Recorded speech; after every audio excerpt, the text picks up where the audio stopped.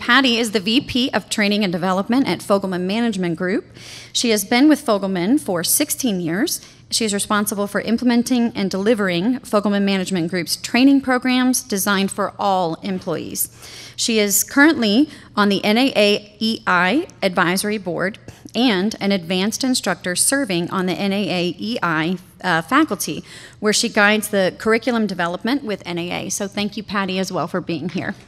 From your experience with Fogelman Management Group, any leadership best practices or your kind of success stories, I guess, that would show how those leadership practices impacted financial results as well? Let me ask a question. When was the last time you did something in your office to play? Yesterday? Yesterday? Last week? Last year? One of the things that we've done at our company is that we have, you know, when people are overworked, it's the first of the month, it's the last of the month, it's the middle of the month. So you can tell, even out on site, you can tell, you can see it.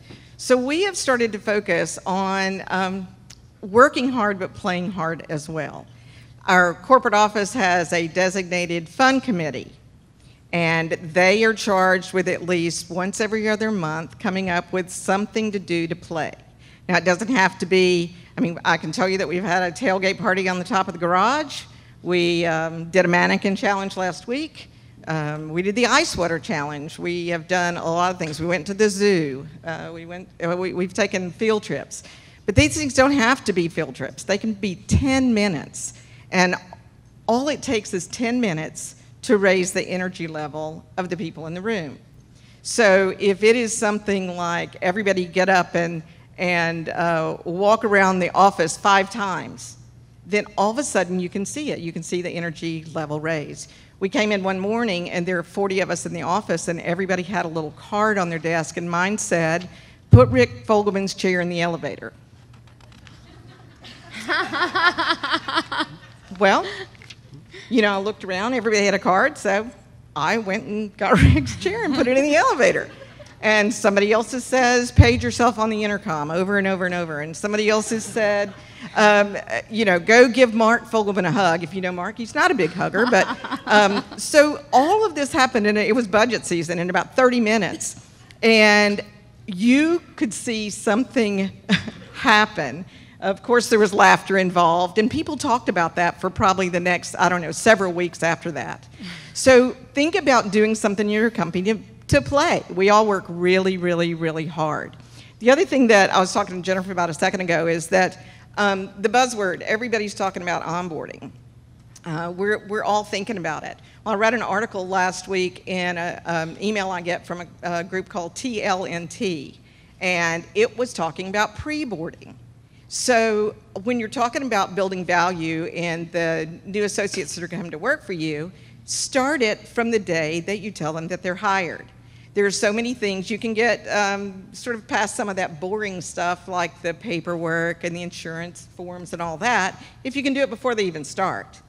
And gosh, if you've got the capability to do it online and let them sign it electronically, that's even better. But involve them before they start working and give them access to social sites. Let them know where all your activities are. Invite them to activities before they start. And because this is what's going to build value. We say our residents are the happiest in their first 90 days. Well, so are our employees. I mean, we've talked a good game to get them in the door. We've got to walk the talk. That's right, right? So everything that you can do prior to, go ahead and set them up with a couple of people to talk to that are peers in the same positions so that when they come in, they have a really good idea of what their new job is going to be like. Okay. Pattie, can you share a little bit as well just from the culture point of view and how culture can help to drive financial performance and productivity? I also work for a family-owned company. We've been in business since 1963 and only manage apartments. So I call us a little bitty big company because we don't have a lot of layers to go through. So when I started with the company, we had a vision statement. Doesn't everybody have a vision statement? And we tried to get people to memorize it. And it was really tough because it just didn't mean anything to them. So a couple years ago, we decided that we were going to change from a vision statement to culture statements. We had a focus group, and Mark and Rick were involved, and we wanted our associates to say, what is it that you want people to say about you? And so, I mean, this went on for about 3 months trying to get this together. So we finally came up with 4 culture statements, and we have developed a program around that. Every employee, when they start working with us, gets a little card that looks like this. Mine's pretty well dog-eared right now. It says the Fogelman difference on the front. At the very bottom, mine says member since 2000. That's when I started with the company. On the back of this card are 4 simple statements. It says our culture. Number 1, we demonstrate a high degree of integrity in everything we do. Number 2, we demonstrate personal concern for each other. Number 3, we demonstrate concern for the community. And the 4th one is we're really, really good at what we do. So these were statements that everybody could buy into. They felt like this is what people would be saying about them.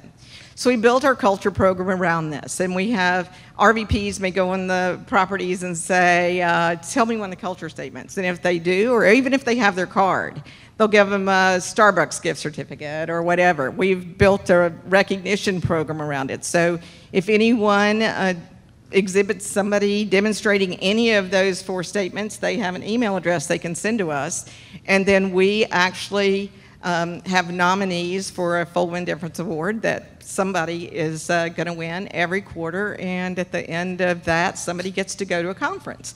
So it's easy to put it together. It's harder to sustain it. And so we're trying to keep it out there in front of everybody, but it's really been a great program for our company. I like that. Pattie, if you can share a little bit about communication, and especially how it would help to impact effectiveness. We have around 600 employees in our company and spread out in 14 states. We've done a couple of things this year that has really impacted our communication. One of those is we finally went to Zendesk, and we have a ticketing system that is working like a charm. It is a way that people can ask a question and get an answer, and they may not have to talk to anybody else because there's a knowledge base built into it with frequently asked questions and links to other things for training and things that they might need related to their question. This has been a really time-saving program for us, and really has been able to impact the people out there that want a question answered now, today. The other thing we did is that we have, for probably the last 10 years, had on our plate to revise our policy and procedures, and it's one of those things that just kept getting put aside, and finally we bit the bullet, and we actually locked people in a room for almost a week, and we went over every single policy and procedure that we have in the company. We either changed it, we threw it away, or we kept it. And then, when we were satisfied that it was where we wanted to be, we actually put it online, so it is in our LMS, and everybody has access to it 24/7. Well, we took it a step further, and we have an email address that people, if they have a question, maybe they can't find a policy, maybe we missed it, maybe we don't have it, they're able to email that address and ask the question. And we also have a policy and procedure committee that is actually standing ready, and once a month they review any questions that have come through. We'll either develop a policy if it looks like it is going to work for the whole company, or we will get back with them to make a suggestion if it's something that we, is just one-off related to a specific client. But it's been fantastic, worth the brain damage. So the next topic that we wanted to talk about is in the area of employee engagement and employee retention. And this is something that I really wanted to start with Pattie, because I had the opportunity to be able to go to a Fogelman Management Group leadership conference. And I was shocked as I sat there as a supplier, and all of these people from Fogelman came up and they were like, "Oh, you've been here for 18 years? I've been here for 22. Please, I've been here for 25. And I was just like, what? I didn't know that people stayed that long. So it seemed to be part of the culture, really, just that you really retain your employees very well. And they really do stay with Fogelman for the long term. So I'll let you kick things off for that topic. Okay. And we do have a lot of longevity in our company. I think in the corporate office, the average is 9.9 years. So we have promoted a lot of on-site level associates to our corporate office because we create, you might have met Jeremy Lawson. He's been here. He's our reputation manager. We have, we have a lot of support roles that we've created in our office that's given people an opportunity to grow. We're not like anybody else. We're all out there trying to hire the same people, and we want to offer them whatever they want to stay. Well, I think what we have to realize is we really have to determine what it is that they want to do with their job. We know what we need them to do, but I think sometimes that's where the disconnect is that how many people do exit interviews? Okay. Well, it's too late. We've started doing stay interviews early on and say to people, what is it that makes you stay here? It gives you an opportunity to fix it if they say, yeah, I'm looking. I'm not really, I don't plan to stay. But the thing about it is because we're working with 5 different generations in the workplace, everybody has different needs. Everybody has different talents. You have to show that, they want to know what's in it for them. And you really have to dig in and learn about what makes everybody tick. So it's, it's all about, and again, they're evaluating you in the first 3 or 4 weeks that they're working there to see if they made a good decision. We have a big sort of splashy campaign for recruitment. And banners and slogans and colored business cards and all that. So again, getting them in the door is easy. Keeping them is not. If you really, really, really want to keep people, you need to ask them what will make them stay. And you're right, it's not always money. It's not always money. Yes, longevity is a wonderful thing, but if you have an assistant manager that's been working at a property where the manager's been there for 25 years, what they may see about that is there's no place for me to go. So you've always got to be looking and talking to those people, not just once at review time, but all through their employment about what it is that they want to do for the company, and then give them an opportunity to do that. This next topic is around motivation and growing, and it kind of encompasses career paths and mentorship, which is something that also feeds into employee retention and employee engagement. I found that if someone wants to grow and you don't have a plan for that, then they will grow somewhere else. Mm-hmm. So I think that I think Amy mentioned that the normal ascension is leasing, assistant manager, manager, and I'm sure everybody in this room has probably promoted somebody that was a promotion to failure because that just wasn't what their passion was. I think the first step is to always be asking them, what do you want to learn next? Well, what is your direction? Because that can be different from day one when they start and 30 days down the road. May have a very different plan altogether. I think you have to be looking at, and we hire, we get interns from colleges and universities, and we give them an opportunity to come in and try out the job.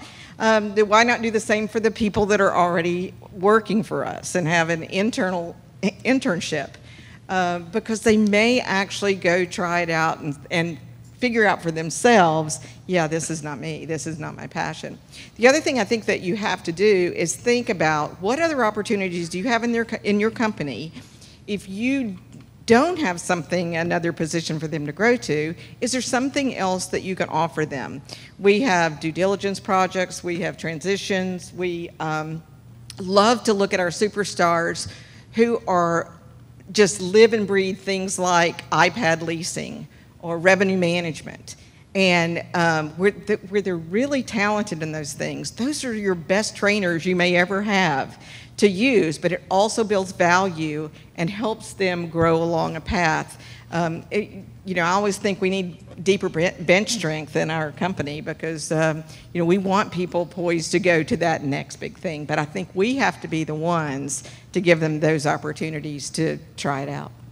So if we can just kind of quickly just touch on executing the plan and why that's important. Real quickly, I think if you ask any of our managers, they will say they've just got too much to do to work the plan. So I'd simply say, have them ask themselves, is this something that only I can do? Can I delegate this to someone else? And what's keeping me from working this plan, from completing it? I think if they at least go through that exercise, they might find they're just going at it at a more difficult process. Okay. And our last topic that we're going to talk about, our number 6, is credibility. I would say be involved when people are talking about you. With all this world we're living in with ratings and reviews, that's where credibility. People look at those reviews and determine by your responses about how credible you are. So be involved in all those conversations.